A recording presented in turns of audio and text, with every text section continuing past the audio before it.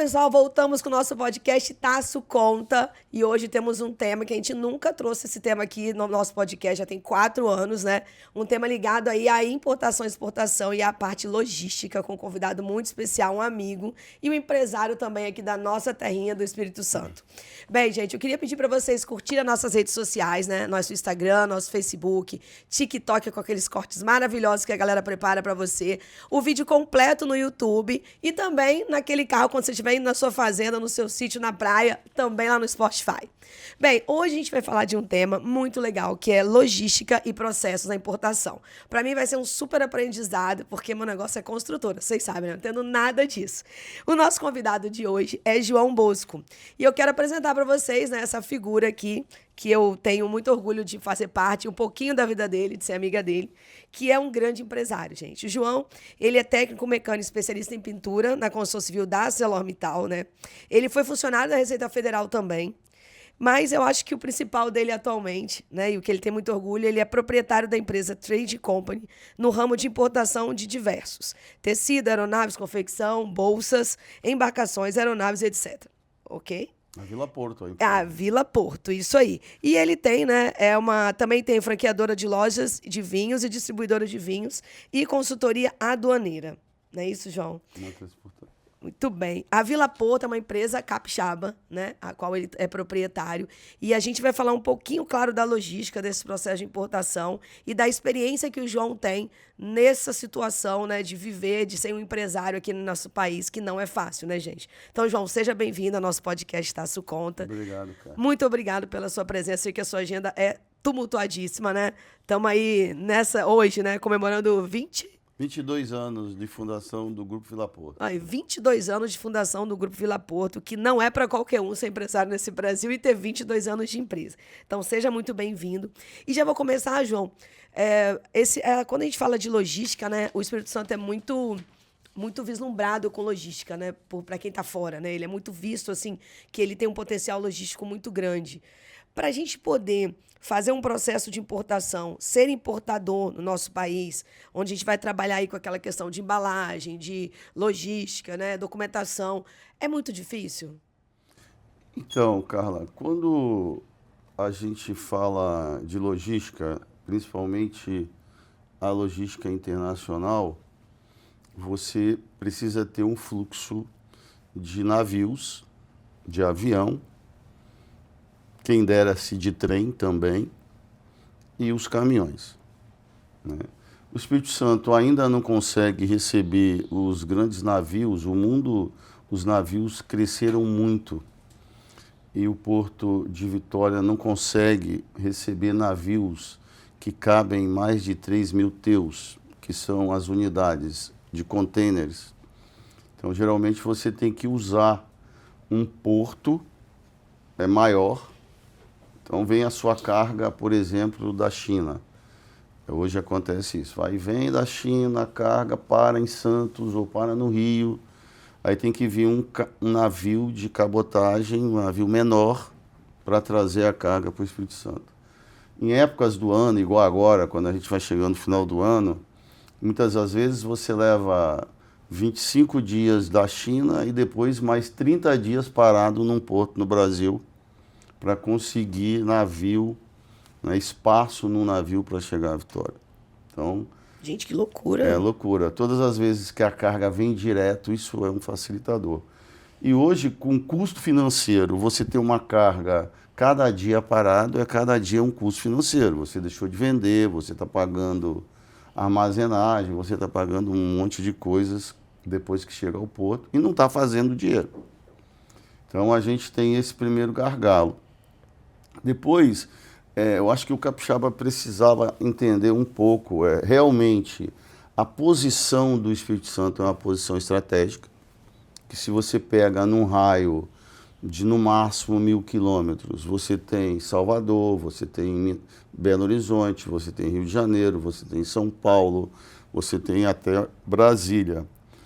Mas para tirar uma carga do porto, eu gostaria que você fizesse uma viagem comigo. Você é capixaba, né? Imagine eu tiro do porto no Espírito Santo e mando para os nossos armazéns, né? Porque nós temos a empresa Vila Porto, que é a importadora. Nós temos os armazéns, que é o CDL Senhora da Penha, que nós temos armazéns em 3 armazéns em Vila Velha, um armazém em São Paulo, um armazém em Santa Catarina. Estamos abrindo um armazém em Minas Gerais e um outro no Nordeste. Então, onde a carga vai chegar e você vai deixar armazenada ali. As cargas chegam, são armazenadas.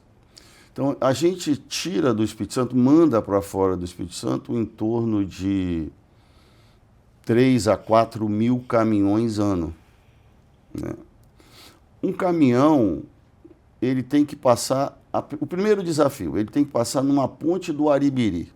É o acesso do porto. É uma ponte de anos, é centenária, é uma ponte que ela balança quando você passa com um caminhão com 25 mil, 30 mil quilos.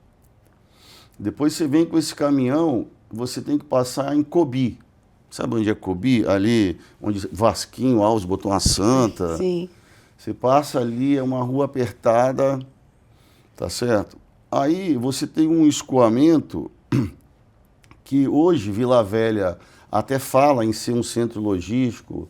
O secretário Everaldo de Desenvolvimento, o Arnaldinho, eles até têm muito essa vontade, têm feito várias reuniões, mas a gente está construindo uma 388, onde Vila Velha tem uma tendência logística muito boa. Tem potencial. Tem potencial, o Arnaldinho está, né, ele, o Casagrande, mas está sendo feito o caminho do campo. Então, você vai sair em Amarelos, que já é um grande avanço. Cortar o caminho. Cortar o caminho, não passa em Campo Grande, não passa em Jardim América, mas em contrapartida não há de ser um caminho do campo, que é uma rodovia que segue um traçado de quando ela foi feita de barro. Tá certo? Então não é uma rodovia confortável para caminhão. E o acesso para chegar lá também não é tão simples, já que o porto, o acesso ele é mais complicado, né? Hoje, liberando o acesso pela Rodovia do Sol, que os caminhões podendo ir, você entra ali no Aeroclube e sai em Amarelos, lá perto do presídio. Tá. Pô, isso é muito bom. Mas essa rodovia ela tem que ser maior, né? Ela não pode ser aquela rodovia preparada para uma faixa, ela tem que ser preparada para 2. A gente tem que pensar daqui a 50 anos, né? Justamente. Hoje ela vai ajudar? Ela vai ajudar. Antes era terra, eu consigo passar um caminhão lá, mas não é o ideal. Entendi. Tá certo? Não é o ideal. Nós já até compramos uma propriedade à margem dessa rodovia, apostando nessa questão logística, né? Imagine você que depois você quer levar uma carga para Minas. Né? Você quer chegar a Belo Horizonte com a carga. A gente manda várias cargas. Olha, Carla, você vai a Pedra Azul. Eu sei como é que é. De automóvel... Já é difícil. Já é difícil. Imagina caminhão. Já pensou um caminhão com 30 mil quilos, tá certo? Em determinados momentos, se estoura um pneu, você não tem nem onde parar. Porque não tem acostamento. Não tem acostamento direito. Isso não é mais para o século que estamos. Né? Verdade, Bosco. Tem um empenho muito grande do governo. Agora, com essa verba de Mariana, fala-se muito da duplicação da 262. Então, nós precisamos nos preparar. Uma outra coisa que você pega em Vila Velha... E só para ser tempestivo, o Espírito Santo é um estado produtor, né, também. Então, também, se para quem importa é difícil, para quem produz e também tem que escoar isso, tirar isso do estado, também deve ser, né? Porque o caminho é o mesmo, né? É o mesmo. O caminho é o mesmo. E aumenta o custo, isso tudo? Muito, aumenta muito o custo. Eu vou te dizer um negócio, por exemplo. Olha só, é surreal. Né? Para você que é da construção civil, quando eu pego um container, e os meus contêineres geralmente são esses de valor agregado muito alto, eu não vou pela 101 até o Rio de Janeiro. Eu entro em Apiacá, passo por dezenas de quebra-mola. Por quê? Porque o índice de roubo no Rio de Janeiro é muito alto. A seguradora, quando a carga é de um valor agregado alto, ela pega e fala assim, olha, a sua franquia, se você for por Apiacá, é de 5%. Se você for pelo Rio de Janeiro, é de 20%. Então, esse é custo do Brasil, é um custo que é segurança. Então, se a rodovia é privada, ela também tem que oferecer A segurança. a segurança. Sim. E aí Monitoramento, né? Tudo isso. justamente, monitoramento. Hoje a gente consegue monitorar tudo que a gente quer. Eles né? divulgam tanto, né? Drone, não sei o quê, essa coisa toda. Botar iscas nos caminhões. A gente consegue ali o satélite. Então, isso é uma coisa também que tem que ser revista. Hoje os nossos caminhões passam muito nesse desvio em função de segurança. Esse percurso é 100 quilômetros mais perto, mas demora quase 3 horas a mais. Porque não tem a preparação de uma rodovia De uma normal. rodovia, são vários quebra-molas, passa dentro de cidades. Moço, falando de logística, só uma pergunta de leiga, assim, quando a gente está olhando assim da janela de casa, vê aquele monte de navio parado. Eles estão esperando para atracar, isso tem custo diário, ou eles estão ali porque estão, sei lá, tem um tempo certo, porque tem todo um, quando você fala assim, o transporte, você traz uma carga da China, sei lá, traz um porta ou vinho, trouxe da França, né? Tem que ter um container, uma preparação para ele chegar aqui num acondicionamento legal, né? Tudo, eu imagino, né? Eu acho que tem que ter o transporte de um vinho não é a mesma coisa que o transporte de um carro, né? O tipo de acondicionamento, estou querendo dizer, não são iguais. Esse tempo que ele fica ali parado, vocês pagam por isso também? Ou já está no preço quando você contrata o transporte? Veja bem, dificilmente você vai ver da sua casa ali em frente um navio que não seja graneleiro. Então, aquela fila, quase sempre ou sempre, é de navios que estão esperando o soja, o minério, lá na Vale do Rio Doce. Não estão chegando, eles estão esperando para sair. Para sair, para carregar. Os navios de contêiner praticamente não param, porque é caro. A diária de um navio parado é muito caro. Isso vai para a conta do porto, né, e acaba indo para a conta de todo mundo no final. Sim. Então, você raramente vai ver um navio de carro, um navio de contêiner ali na frente parado. Isso não acontece quase nunca. Só quando tem algum problema. E aí custa. Custa e não custa pouco. Não, eu te perguntei, porque agora no seminário que eu estava, agora em Milão, um italiano estava na Câmara de Comércio, São Paulo e Milão, tem uma Câmara de Comércio que eles têm tratados, né, de benefício fiscal e negócio. E aí, eu não sei se é chanceler, mas é algo parecido assim deles lá, falou assim, é inadmissível no Brasil eu comprar um vinho que custa aqui 10 euros e eu pagar 200 reais. Eu não consigo entender, eu pago um carro aqui...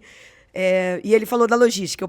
Tem um carrinho que vocês estão vendo pequenininho aqui rodando, um da Fiat, da Citroën, pequenininho, tipo 2 lugarzinhos, bem apertadinho, 6 mil euros custa, e no Brasil custa 200 mil reais. Então, a logística no Brasil ela é muito cara.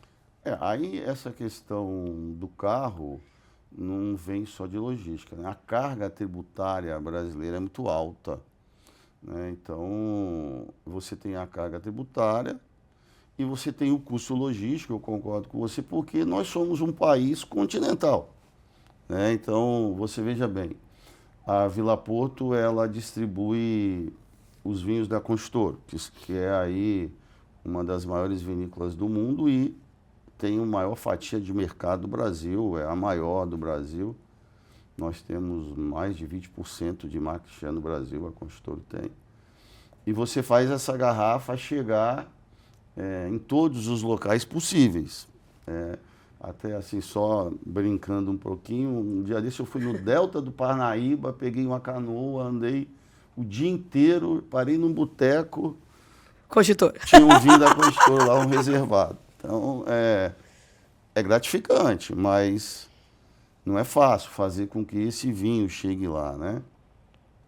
Você tem uma outra coisa na cidade do Espírito Santo, e eu tenho conversado muito com o prefeito de Vitória, né, de Espírito Santo, de Vila Velha. Arnaldinho, desculpa, jamais, Vila Velha, que o porto é em Vila Velha, Capoaba não é Porto de Vitória, é Porto de Vila Velha, e o que acontece? Os portos, eles geralmente têm uma coisa que se chama pátio de triagem de caminhões. O que é isso? Um caminhoneiro, ele tem fila para carregar sua carga. Então ele espera até poder a empilhadeira lá dentro do porto, ter um horário para ele entrar. No Espírito Santo, todos esses caminhoneiros, eles ficam no meio da rua, não tem um pátio de triagem. O que é o pátio de triagem? O caminhoneiro chega lá, tem um chuveiro, tem um banheiro, tem uma estrutura, uma inspeção nos pneus, um cadastro direto com o porto, que aí já é cadastrado, ele já entra direto. Hoje, isso gera o que para a cidade? Gera um monte de caminhão parado no lado da rua. Mas não tem porque não tem espaço? Porque não criou-se esse espaço ainda. Tem que achar o espaço. Mas tem tempo. Mas tem como que fazer? Desculpa. Tem como fazer, tem que se criar esse espaço. Aí vem o caminhão, está parado do lado da rua, ele não tem banheiro. Ele vai fazer algumas necessidades no banheiro de um bar ou até na rua. Aumenta o índice de prostituição. Isso é uma coisa que beira de porto, Sim, caminhão sim. parado, é higiene, é trânsito, é segurança. Nossa, um monte de problema que pode advir disso tudo. Né? Disso tudo. E é um problema de mobilidade urbana também, né? Organizar e dar qualidade de vida Para essas pessoas para que essas trabalham. pessoas que são os caminhoneiros, que precisam, né, daquele momento. O cara chega, por exemplo, de fora do estado, vem, pega uma carga e já volta. Ele Não descansa, não toma um descansa, banho nem nada, porque não tem. Só se ele for lá no meio beira da estrada e ou fazer. num posto de gasolina. E, geralmente, como que é essa estrutura? E aqui, perto do porto, não tem esse posto. Então, esses pequenos detalhes, eles... Esses pequenos. Eu gosto da motivação, esses pequenos. É muito detalhe, São gente. Eu muitos nem fazia detalhes. ideia. E, música, em Justamente. termos de documentação, como é que é a burocracia? Sem dúvida, os órgãos têm Essa parte logística, né? informatizado algumas coisas, né? A gente, né, vem num processo de melhorar esse fluxo tudo mais eletrônico, né? A gente é da época que isso era bem mais papel, né? Hoje, isso já começa a ser bem melhor. Sem dúvida, mesmo com todos esses problemas e com apoio, acho que o próprio Ricardo Ferraz, o próprio Casagrande, o próprio Arnaldinho, vem fazendo um trabalho, né, da gente melhorar. Agora, Portocel, olha, o Héctor está fazendo uma maravilha, mas a gente precisa de estrada, a gente precisa de linha de ferrovia, né, porque tirar a carga daqui é o que eu já te falei há pouco, né? E Aracruz não vai ajudar? Aracruz ajuda enquanto porto, agora tem que melhorar o escoamento. Aí vai ser o segundo problema. Vai melhorar enquanto porto, mas pode vir de Aracruz para Vitória, vai ser o problema. Vai ser um problema, porque as estradas precisam ser melhoradas, né? A ferrovia precisa funcionar. E aí, esse acordo para pegar esse trem, levar a carga daqui, essa é um desafio, esse é um desafio, Moço, um grande desafio. Dentro do porto, não conheço o porto dentro do Espírito Santo, tem muitos anos que eu não vou lá. Meu avô já foi estivador. Falecido avô já foi estivador, meu tio também é estivador. Tem muitos anos que eu não vou lá. Em termos de tecnologia, para essa logística ficar um pouco mais barata, o Espírito Santo tem projetos, está sendo desenvolvido isso, porque, por exemplo, Baraúna, que é meu cliente, ele fala que Holanda é um espetáculo, assim, o porto de lá, né? Ele comenta, a gente conversa muito sobre essas coisas assim, de indústria e tal, e ele fala que tem muitos portos pelo mundo que são com bastante tecnologia, que facilita para quem comercializa no local. Como é que está o Espírito Santo nisso? Ele tem colocado a tecnologia nesse processo? Isso realmente tem tendência a baratear esse processo para as empresas? Então, Carla, se nós, né, pegássemos aí fim de governo Bolsonaro, o Porto do Espírito Santo, que era Codesa, Sim. foi o primeiro e único até agora porto que era público que ficou privado. A experiência que eu tive, eu entrei num negócio, peguei uma parte do porto, né? Não foi muito boa. Eu acho que, assim, o dono do porto, no final do dia, é um fundo. Obviamente, o fundo quer rentabilizar, Mas aí o que é mais importante? Primeiro, ter uma tarifa mais baixa e trazer cliente, ou Tem um volume maior, né? Tem um entendeu? volume maior, Um porque você volume vai baratear a maior, o tarifa. governo dá infraestrutura. Por exemplo, eu operava a Ambev, né, fazendo malte. Operação silos do lado do costado ali do porto, quando você passa na beira-mar, você vê uns silos. Esses silos hoje eles estão desativados. O que aconteceu? Os silos começaram a afundar, se romper. Aí a Veportes, não, e junto com nós éramos também lá a empresa que estava com a concessão. Quem faria a obra para reformar os silos é a Veportes, éramos nós, era a Veportes. Conclusão? Não fez. Não fez, a Ambev foi embora. A Ambev movimentava navios de cevada aqui. Tivemos que demitir, os silos hoje estão parados. Então, qual é o investimento? Tem que ter um investimento primeiro para deixar o porto atrativo. Ele sendo atrativo, aumenta-se o volume de carga, né? A construção da pera, que é onde vira os vagões dentro do porto, que agora a Veportes concluiu, eu acho que isso vai ajudar muito a escoar a carga por uma via férrea, né? Isso é muito importante. E também a gente precisa, porque tem que ser uma mão dupla. Quando eu faço a operação, por exemplo, de fertilizante, chega um navio com 30 mil toneladas de fertilizante, o caminhão vai e leva esse fertilizante para o Centro-Oeste. Ora, mas teria que também ter tarifas atrativas para que viesse do Centro-Oeste a soja. Para esse caminhão não voltar, o que a gente chama batendo lata, voltar vazio. Porque quando você manda o seu caminhão... Sim, aí ele voltando com outra carga, você já otimiza e o custo ele fica mais dividido, né? Você já consegue usar o mesmo custo para duas linhas de produto. Isso aí.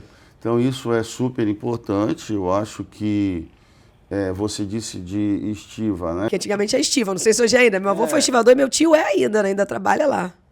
Esse, assim, eu acho que um porto, principalmente ele agora privado, com toda a concorrência, tem que ser rediscutido, porque o que é cobrado pelo ógmo, que é essa questão da mão de obra do porto, que você é obrigado a usar, quando você está dentro do porto, você é obrigado a usar o ógmo. E a tabela do ógmo, a conta não fecha. Entendi. Quando você está concorrendo com um porto que não é obrigado a usar ógmo.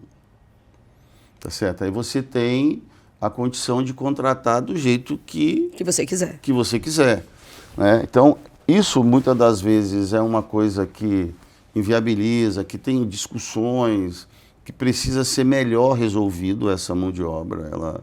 Ela torna o processo caro, né? Por isso que eu perguntei da tecnologia, né? Porque tem tantas, sei lá, robôs, sei lá, tem tanta coisa hoje em dia que você pode... Hoje nós estamos em 2025, né, gente? Entrando em 2026 daqui a pouco. Tem tanta coisa pelo mundo aí que facilita, né? De termos de transporte, de levantamento de carga, de... Pô, eu fui... depois que eu fui... Eu tive o privilégio de conhecer o estádio do Real Madrid. Eu vou te fazer uma analogia, não tem a ver com logística, mas vou fazer uma analogia. Vi o gramado abrir. Porra, eles fizeram o quê? Eles botaram, você tem que molhar a grama, ela tem que ser conservada. Então vai ter um show. O gramado, ele desce em placa, tudo automatizado. Não tem um cara que vai lá, o cara aperta um botão. Ele vai descendo em placa para debaixo da terra. Aí ali ele tem uma iluminação própria para grama, tem a irrigação, tudo automatizado. Vai ter jogo, sobe o gramado automático em placa de novo.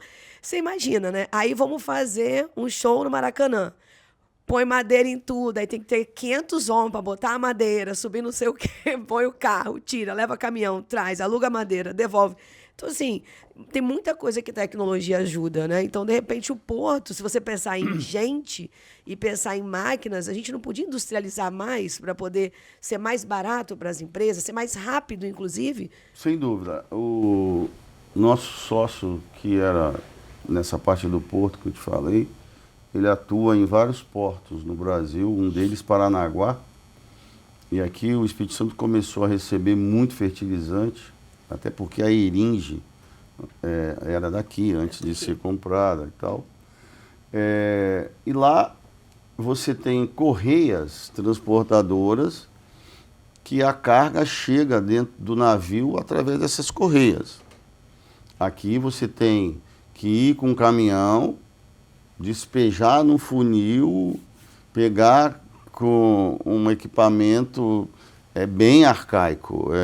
São comparações aí, e aí você vai perdendo, você perde em produtividade, mão de obra cada dia está mais difícil, geral, a questão da mão de obra, além do custo, e isso realmente encarece o processo.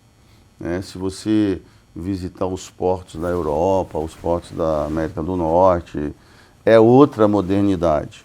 Mesmo o Paranaguá já está bem mais moderno. E aquele da América Central, que teve até uma missão do Espírito Santo para lá para conhecer, como é que é o nome? É um país que tem na América. Toda vez que vai pegar voo, a gente faz conexão ali, que teve uma evolução muito grande na área portuária, de tecnologia. Caramba, não lembro agora. América Central?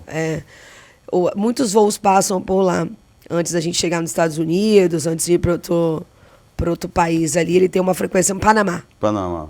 Não, poxa, até o próprio canal já é uma obra. Então, ele teve uma evolução bem grande nos últimos anos, muito né? grande. E os portos brasileiros, uma vez privatizados, a esperança é que isso se modernize. Mesmo o Espírito Santo. Só que eu acho que, é o que eu te falei no Espírito Santo, talvez tivéssemos aí que ter tarifas mais atrativas, uma união maior entre a administração do porto com os empresários, porque a gente precisa primeiro criar um fluxo de carga, desenvolver esse fluxo de carga, porque a carga vai para algum porto no Brasil. Então, o dinamismo da nossa união, hoje, o Serrão, que está em frente à Viport, ele é um cara muito dinâmico. É um cara que assumiu, não tem muito tempo, e ele, com o Pedro e a equipe dele, eles estão com diversos projetos, né, que eu acho que tem que juntar mais os empresários locais, mais a questão comercial de trazer carga, mais o poder público, para viabilizar todas essas coisas. Você tem, por exemplo, um consórcio agora que foi feito, que é o consórcio Navegante, são das grandes empresas distribuidoras de combustível. Vai ser ali em Capoaba, vão ser diversos tanques, aí tem Shell, tem várias. Só se juntaram para poder... Se juntaram e vai ter ali muitos tanques de combustível. A previsão deles no pico é de entrarem no porto 500 caminhões por dia só para eles. E a gente tem vazão para isso? Então, iniciando com 250, você já imaginou esses 250 caminhões em tudo aquilo que você falou, parado, né? A estradinha para sair. Não ter, aí ter que saltar o motorista, ir na portaria da Viport, fazer o cadastro. Gente, mas não tem como isso tudo ser pelo celular? Sim, tipo, você tem um programinha do porto, que você, quando chega, o cara vai lá no programinha. Porque é uma coisa fácil, é um app. Isso que é a triagem, isso que é esse local que o caminhoneiro chega lá antes. Tá em vez dele descer do caminhão, ele já põe no appzinho lá, ó, já vai digitando, já vai antecipando o processo. Carlinha, eu costumo dizer, né, que o porto é você olhar o funil pelo lado fino. Imagine, o funil, você vai lá, o buraquinho do lado fino e abre. Poder abrir.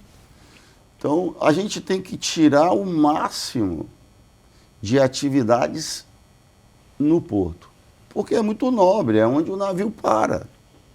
Você tem que aproveitar ao máximo aquilo ali, com várias situações, para poder te otimizar o seu resultado, melhorar o seu resultado. Justamente. Então, você tem o porto ali, que é a parte fina do funil, e essa retroárea ela tem que ser bem desenvolvida. Essa retroárea, Vila Velha tem hoje uma intenção de aumentar a sua retroárea, porque aonde que aumentou a retroárea? Aumentou no contorno de Carapina, que já está bem um pouco mais longe, apesar de ser uma estrutura maravilhosa, as Mas melhores tá longe. estruturas, Estão lá. mas poderiam ser já no caminho para São Paulo, no destino 388 ali, que tem áreas planas, áreas muito boas, que eu acho que é o projeto do secretário Everaldo com o prefeito Arnaldinho, a gente crescer para ali. Aquele lado lá, né? Então, essa atividade na portaria do porto, tem muitas das vezes, você pega um caminhão, faz um agendamento, aí o motorista chega lá, em algumas vezes acontece, 8 horas da manhã, só vai carregar 6 horas da tarde. Por que esse tempo todo? Porque é um processo, não tinha vaga. Aí tecnologia ajuda nisso, que você Tudo. consegue informar, você já informatiza, e se isso tiver comunicação mais direta lá dentro por um app, seja pelo que for, já está toda a documentação, já está tudo separado. E a questão humana, né, Carla? Porque aí o cara, seu motorista, ele foi para lá 8 horas da manhã. Vou ficar até às 6 da noite fazendo o quê, gente? Sem restaurante perto, sem banheiro.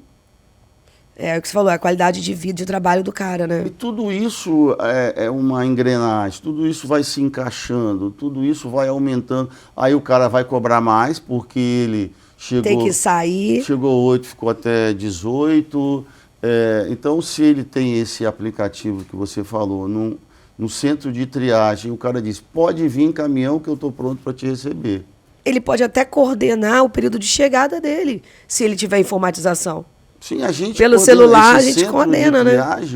Você consegue coordenar.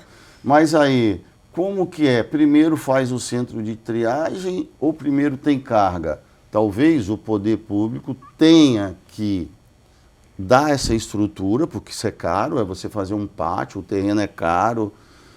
Ele pode ceder, fazer uma concessão. Uma concessão, para que isso atraia carga, atraia caminhoneiro, e a coisa comece a girar mais rápido, entende? Entendi. Então, existe um investimento inicial em infraestrutura que, sem dúvida, tem que vir dos nossos impostos, tem que vir do governo. Concordo.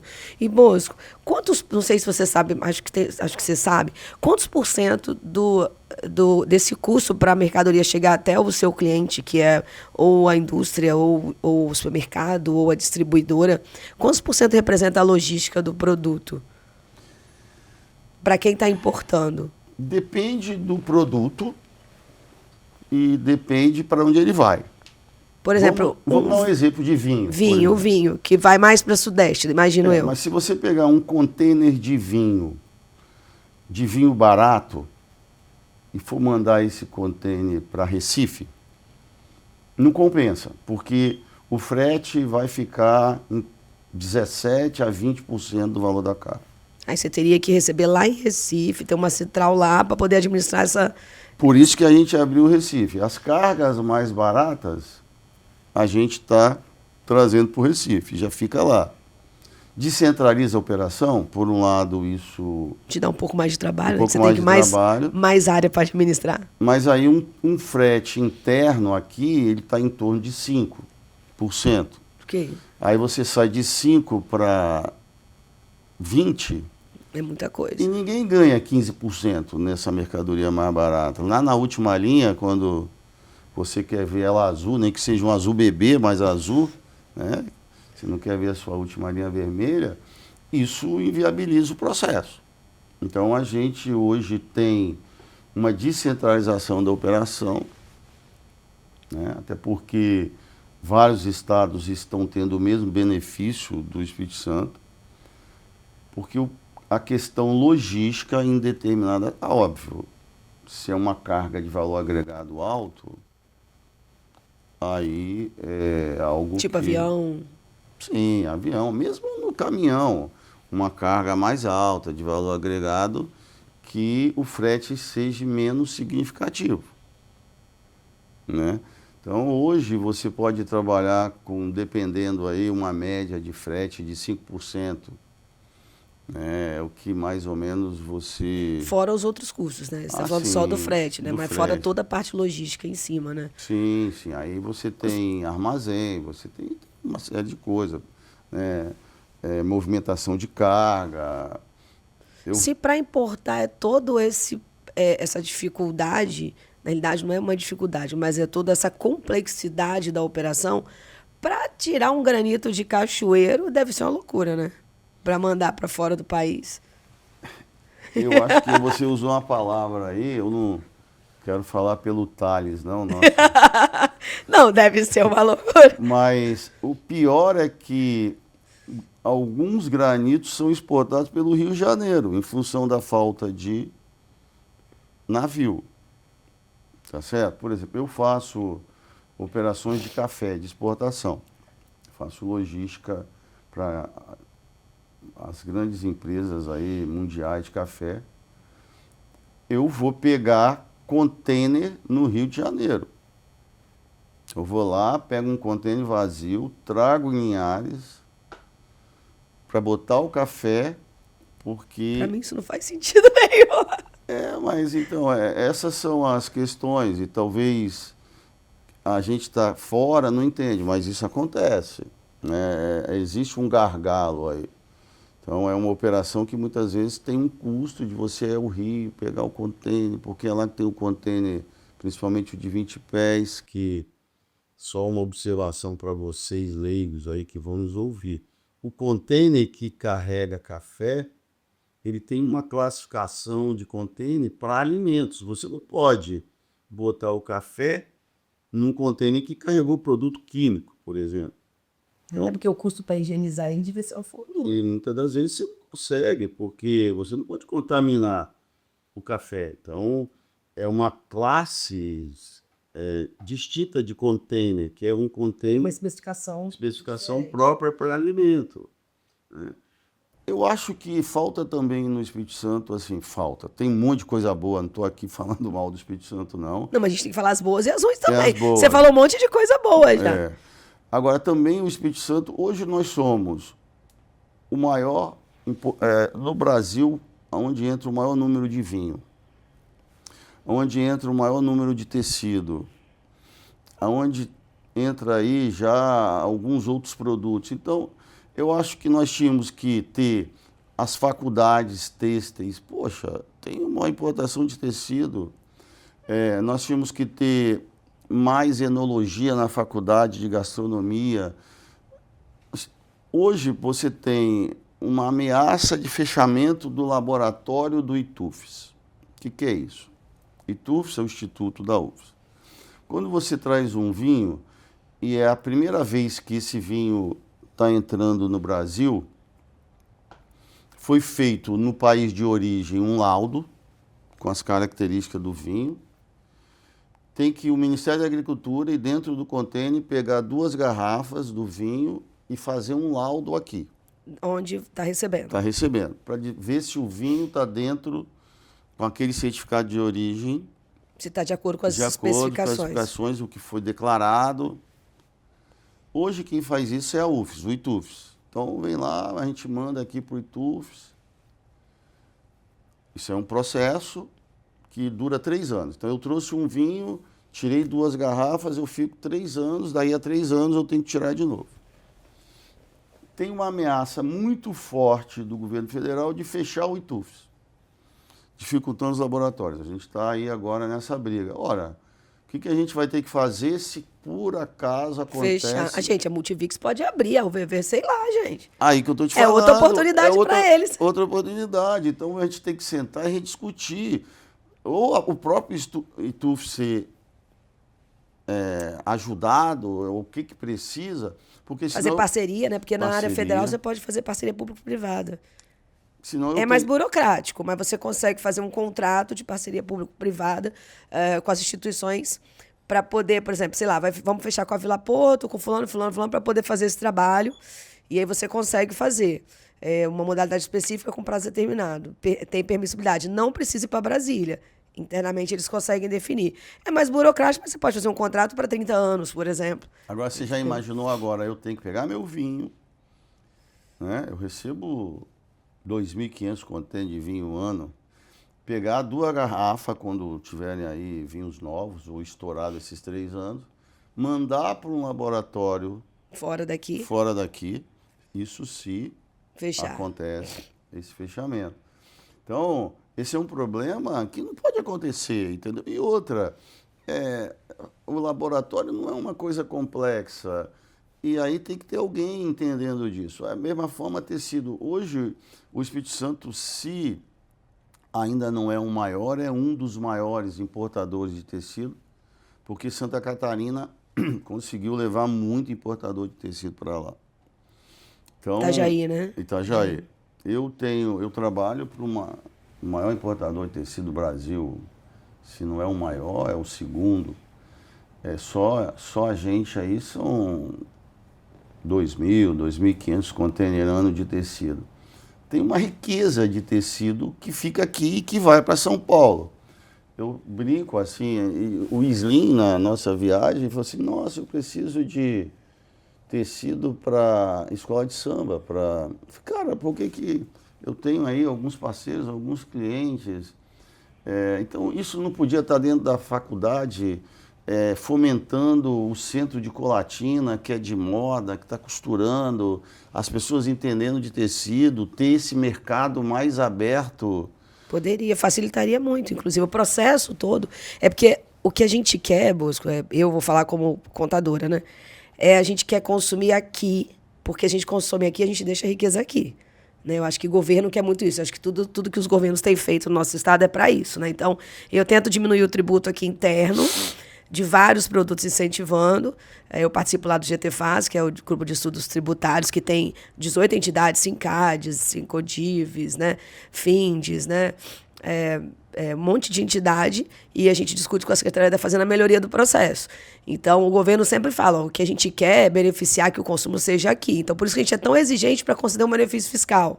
Porque a gente não quer que o cara passe só por aqui para dizer que passou. A gente quer que ele contrate aqui, a gente quer que ele tenha funcionário, a gente quer que ele gere economia local. Mas para isso tem que ter estrutura. Não só estrutura, né? Eu acho que se você instalou a empresa aqui, é matemática, viu, Carla?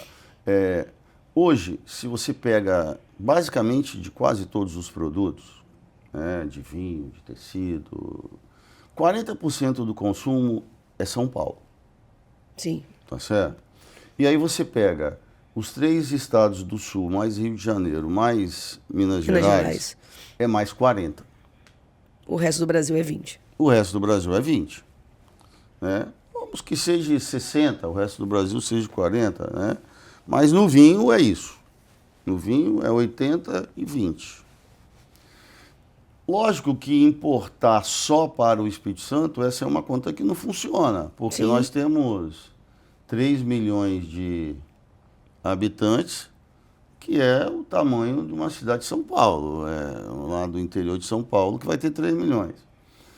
Mas a gente podia aproveitar esse custo e deixar uma parte Sim. desse produto aqui, é o que você está falando. Para incentivar a economia local e a mão de obra. A mão de obra, entendeu? E aí você ter mão de obra especializada, você ter polos, né?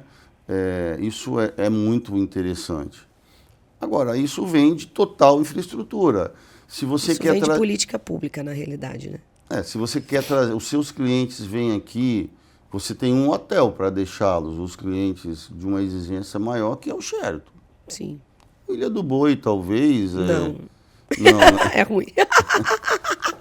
Ele é ótimo à vista, entendeu? Mas ele precisa passar por terminar a reforma. Tem que terminar a reforma. Assim, então, essa questão hoteleira, essa questão turística... Realmente, um público mais A, vamos dizer, um cliente A, realmente, você tem 1, 2 hotéis. Aí depois, se a gente tiver um público A, você vai dividir entre quality, não sei o que, vai... Mas é realmente... E a gente tem um potencial de pessoas grande atualmente. Se eu não me engano, Vitória e Vila Velha dá uns 19 mil para você colocar na hotelaria. Mas é o que você falou, né? Você vai ter de D a... Poxa, nós não temos um resort. Nenhum. Não temos. Não temos, entendeu? E com praias maravilhosas, sim, né? Mesmo Pedra Azul, você tem hotéis menores, né? Pedra verdade, Azul. A gente não tem. Isso também dificulta, porque se dificulta a pessoa ficar, né? Então, essa questão tudo envolve logística. Isso vai, né? Agora, é um estado maravilhoso. Eu acho que, principalmente o último governo aí do Casagrande, essa briga que ele teve junto com os nossos deputados e senadores pela manutenção desses benefícios até 2032. né? Eu acho que a questão da Sudene ter ido até Aracruz, acho que é uma explosão em Aracruz, porque você, como contadora, hoje as empresas estão 100% legalizadas. Sim. O imposto de renda é algo que é uma preocupação do empresário, né? E aí você tem lá um imposto de renda, quando é um processo industrial, muito generoso. Você vai pagar 10% aí, em média, de alíquota de imposto de renda. Então, isso é algo que explode aquela região, porque é bem melhor você pagar 10 do que 36, 34, né? bem melhor. Né? Então, isso é algo que tem muito foco ali, né? As empresas já estão Foi vindo. bom você lembrar da Sudene, nem tinha lembrado, né? Entrou mais, desceu até Aracruz, bom. Isso é muito bom. Acho que os deputados aí, nossa bancada, batalhou muito por isso, né? E aí, ter a Sudene aqui, agora está fazendo essa rodovia, o Casagrande está fazendo, que vai chegar lá. Essa é uma esperança bem boa, né? Porque é um dos processos de industrialização no Código de IPI é o reacondicionamento. É você trazer, por exemplo, de algum país uma mercadoria em caixa de 100 unidades, empacotar De 1.000 ou de 50? de 1.000 ou de 50, ou de 30 ou de 10. Eu brinco, né? Até eu dou como exemplo, tem um cara ali em Linhares que ele está botando dentro de um vidrinho de plástico, que é ótimo, né? Mas uma vasilha de plástico. vasilha de plástico, é castanha, passas, Aquele mix. um mix. Isso é um reacondicionamento. A gente faz um reacondicionamento em Linhares, a gente traz rolos de tecido com 50, 60 metros e subdivide em 20, em 10, reembala. Tudo isso é um processo industrial que cabe Sudene, né? Então, acho que essa é uma grande frente que vai ter muitas empresas por lá.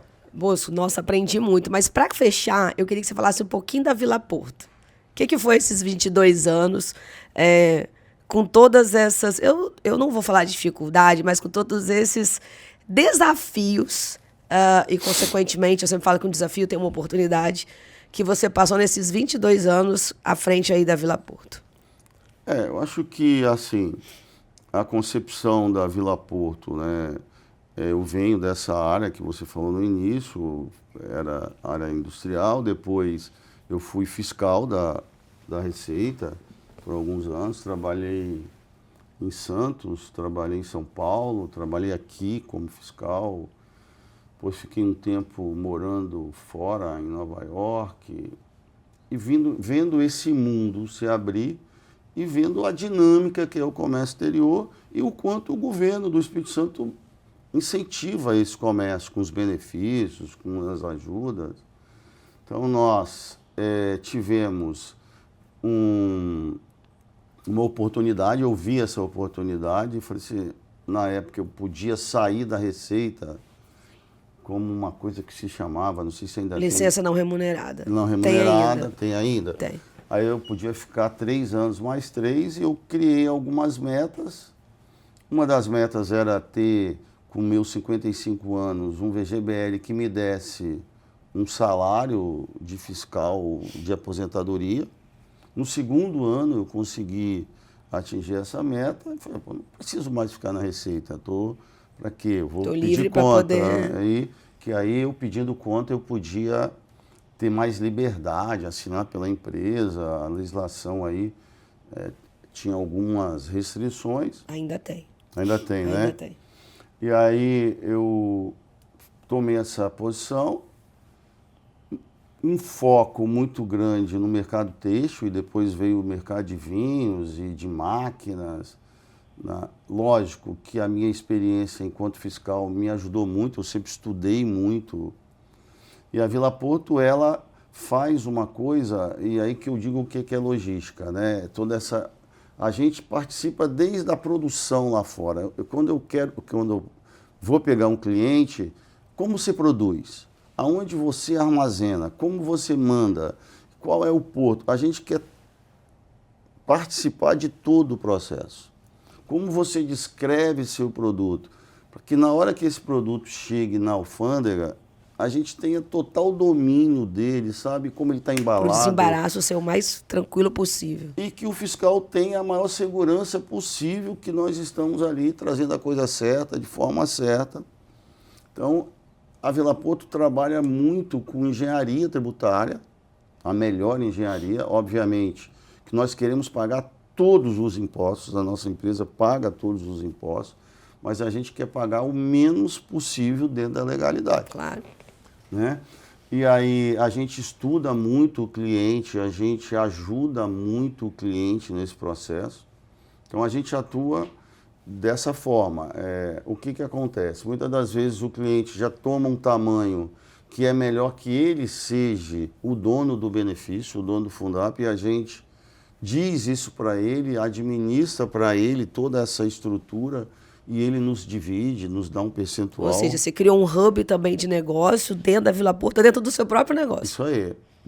Mas a gente é marcado por algumas coisas, né?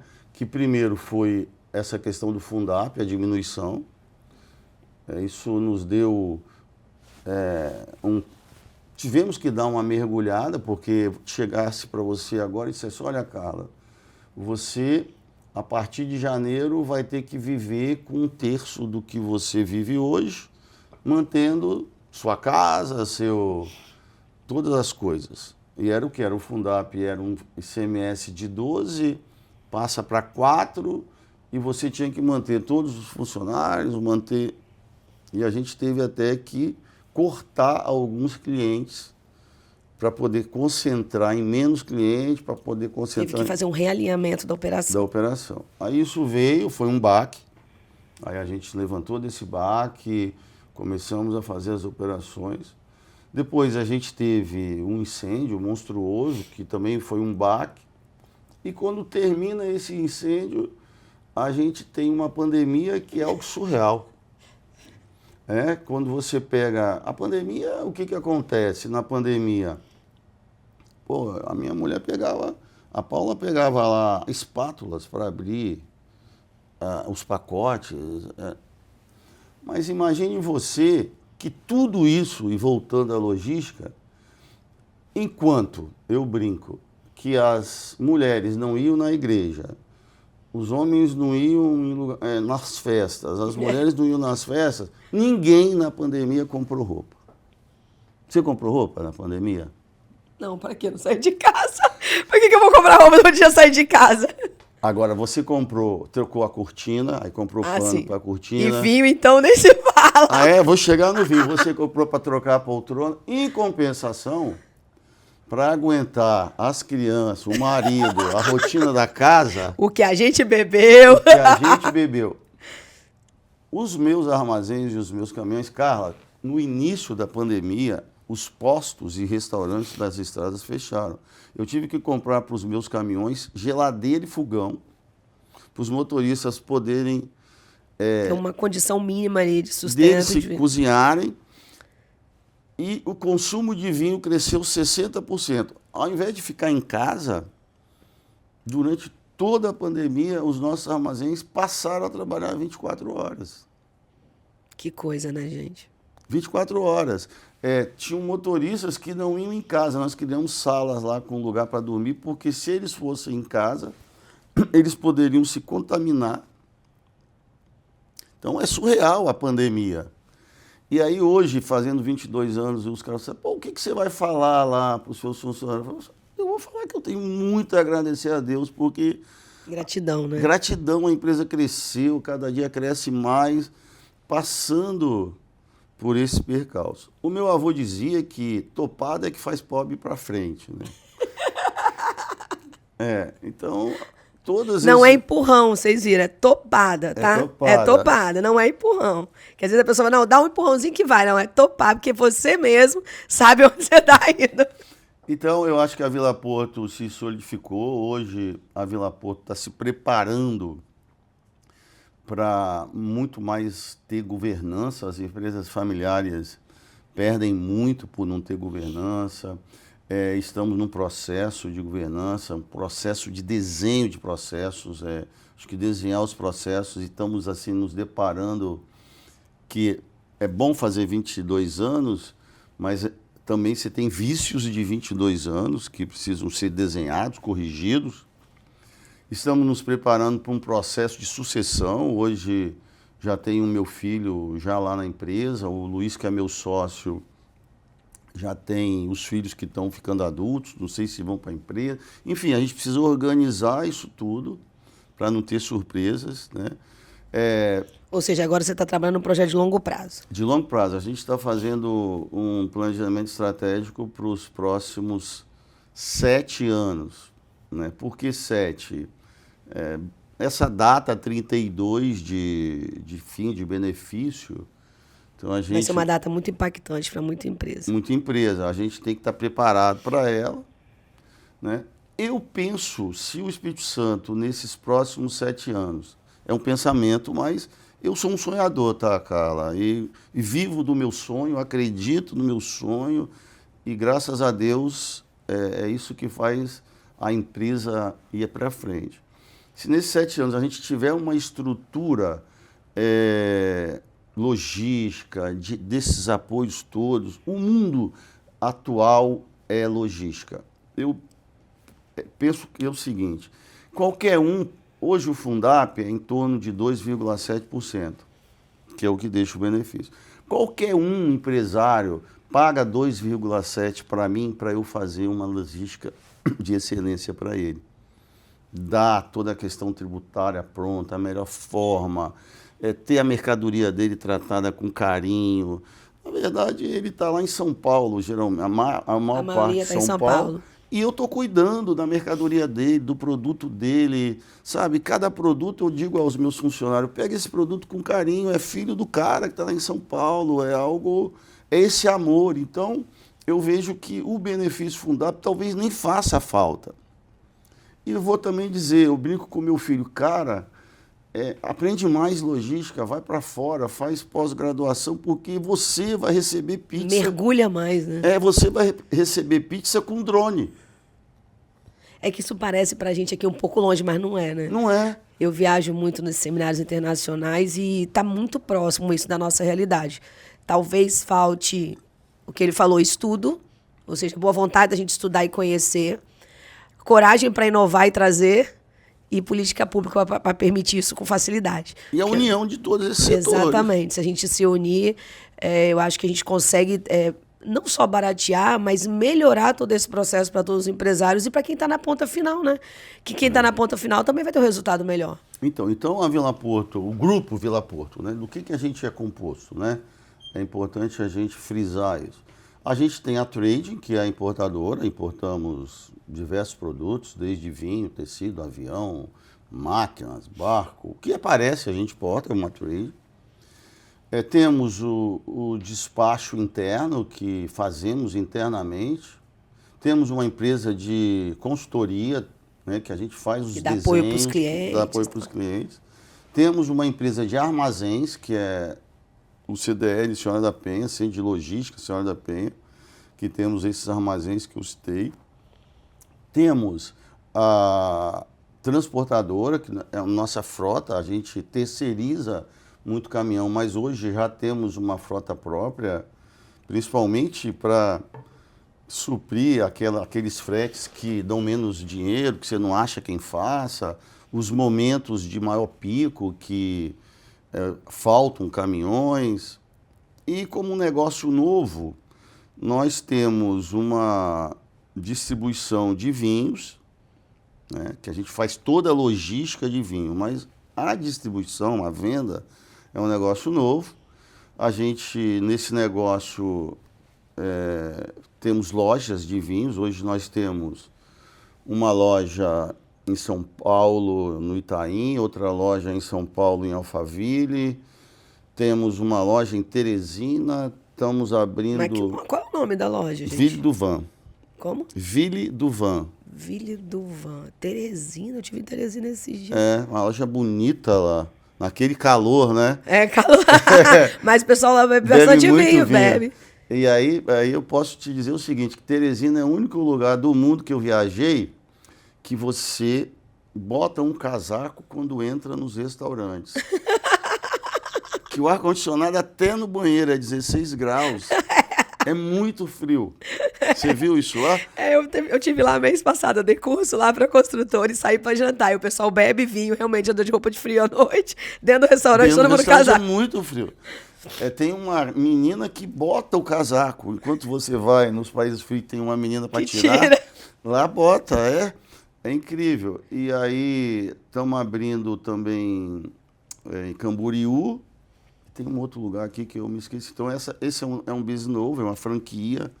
E a gente está... começando a espalhar ela. Na verdade, o nome da Vila Porto é um nome muito forte, de seriedade. Antes, eu fiquei com essas duas lojas, era uma joint venture com a Constoro, que agora não é mais, é só nossa. Mas eu tinha que aprender essa venda picada, porque eu preciso passar essa experiência, eu preciso passar essa confiança para o franqueado, né, Carla? Porque é o nosso nome que está lá na ponta. E também captar no mercado pessoas com uma boa experiência de venda, que queira vender. Porque a matéria-prima você já tem, né? Mas é um estilo totalmente diferente do que você está acostumado. Totalmente. Né? Eu brinco que entregar uma garrafa me dá muito mais trabalho do que dar um container inteiro. Não tem o varejo é muito complicado. Você marcou com o Marcelo um jantar. Que seja um jantar romântico ou que vai receber alguém. E por alguma razão a minha empresa falhou, essa garrafa não chega. Você vai ligar para quem? Para você. Para mim. Lógico, vou direto na fonte. Caramba, 5 horas da tarde, jantar às 8, o vinho não chegou ainda. Não é? Você vai me ligar. É verdade. Isso, aquela garrafa que não chegou para Carla, né? É uma coisa assim. A gente tem um caso muito interessante que são outros riscos. Pode fazer uma brincadeirinha aqui? Pode, claro. Que uma pessoa foi num motel e comprou um vinho. É um dos vinhos é um vinho mais em conta que a gente tem. E chegou lá, o vinho, segundo ele, estava estragado. E isso fez com que estragasse a noite dele. Ele entrou na justiça, pequenas causas. Tipo, alguma coisa. Eu não consegui concluir o processo porque o vinho estava vinagrado. É isso aí. Olha onde vai a responsabilidade. Ainda bem que foi garrafa. O vinho. Se fosse o Viagra, eu tava lascado, né? Se com o vinho foi assim, imagina o Viagra. Eu não queria dizer isso não, mas na defesa lá, a gente, né, repusemos lá uma quantidade maior de vinho. Não adiantava discutir se estava ou não. Aí, dentre as brincadeiras internas, por que não bota junto da caixa de vinho? Põe o estadala. Põe o estadala lá. Mas esse é um business bem diferente. E eu acho que as lojas, elas espalhadas aí nos próximos anos aí, pelo menos uma loja em cada capital, né, num passo... É seu plano. Eu quero... Meu filho é o jovem, ele é muito mais dinâmico e espero até, mas eu prefiro ter uma velocidade menor para solidificar, para ter a certeza da marca. E conhecendo todos os problemas, né? E trabalhando isso para ir sendo minimizado. Isso aí, né? Até tendo isso aí, mas é uma coisa que você vai estar aí em todo o Brasil, né? Com os nossos produtos, os nossos vinhos, a gente trabalha com vinícolas bem interessantes. Enfim, eu acho que a Vila Porto está passando uma transformação. Eu acho que aos 22 anos ela já era de maior o ano passado com 21, né? Que é a verdade. E eu penso assim, e é isso que eu me preparo, não é fácil, mas que com esses 21 anos em diante, como ela já tem a maioridade, já é uma mocinha ou um rapazinho, né, formado, ela já tem que viver a vida dela, ela tem que ter a independência dela. Caminhar um pouco sozinha, né? Caminhar sozinha, totalmente sozinha. Ela não pode mais ser os sócios e até porque a gente precisa olhar outras coisas, a gente precisa... Olhar para si, né? Para si também, né? Eu estou com 63 anos, né? E preciso aproveitar um pouco, né, de tudo que a gente já trabalhou uma história aí de... Deixa os meninos trabalhar, né? Deixa os meninos trabalharem, deixa os executivos chegarem, né? E a gente ter aí uma empresa mais independente, e isso você não consegue se não tiver processos e governança. Perfeito, moço, muito bom. Gente, olha, não foi uma aula só de logística, foi uma aula de processo, de empresariado nato, né? Ou seja, não desiste, vai buscando. Olha a quantidade de coisas, de mensagens que ele deixou aqui indiretamente, né? Diversificação de negócio, estudo do seu próprio negócio, gerar experiência para o seu cliente, cuidar do cliente. Tudo isso está nas palavras dele aqui. Colocar amor naquilo que você faz, quando ele fala dos funcionários. Preservar a qualidade dos seus trabalhadores, a preocupação do caminhoneiro, então.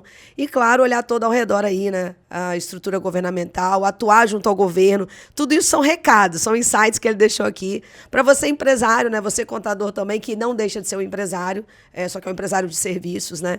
Que está lá na ponta, está lá no final. Eu sempre falo, os meus colegas contadores falam assim, pô, você não pode falar essa frase.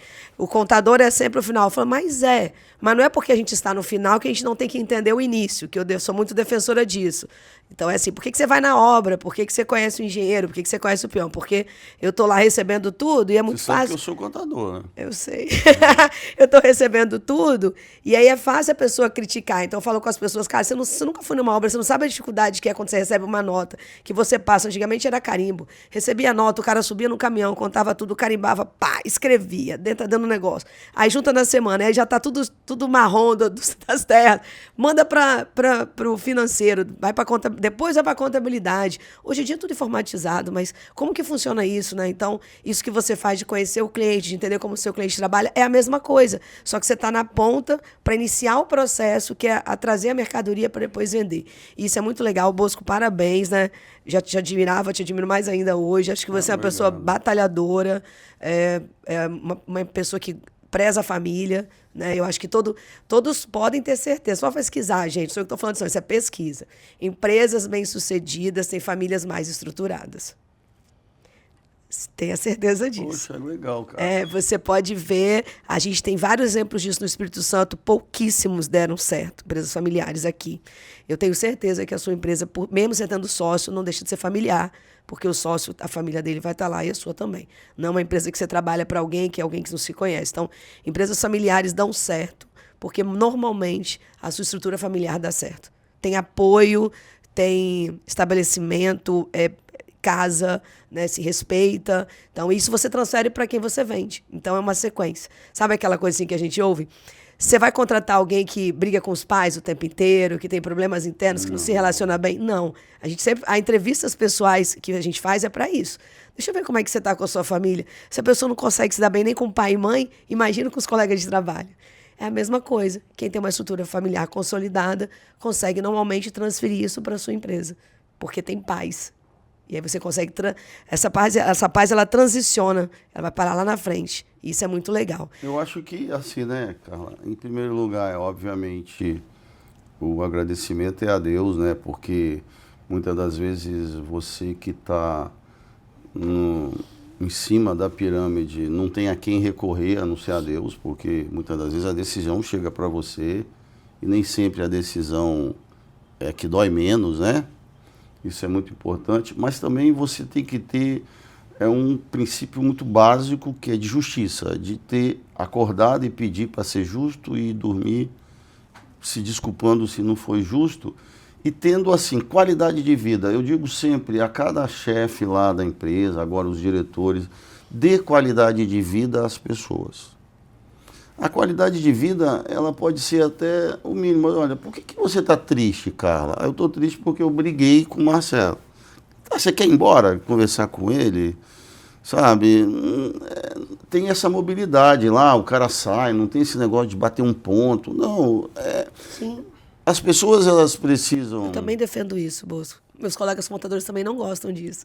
É. Eles falam assim, não, eu sou Caxias, tem que chegar às 7, bater ponto às 11, vai almoçar, tem que voltar às 12, sair de novo às 17.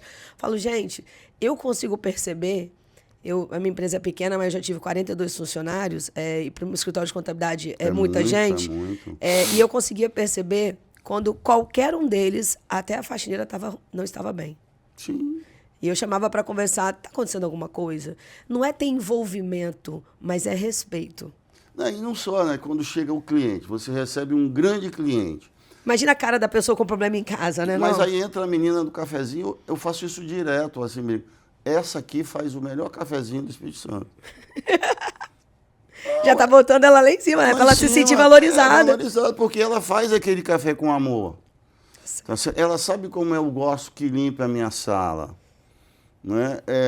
E aí vai do gerente, vai todo esse envolvimento de você entrar dentro do armazém e conversar com as pessoas que estão ali trabalhando, aquela cervejinha de vez em quando. Esse é um processo que durante um tempo, se você não sai daquele dia a dia, você perde essa oportunidade. Você perde o contato. Perde o contato. Aí você tem que começar de novo. Gente, olha, foi ótimo, Bosco. Obrigada, de coração. Foi ótimo esse bate-papo. Espero que vocês curtam bastante.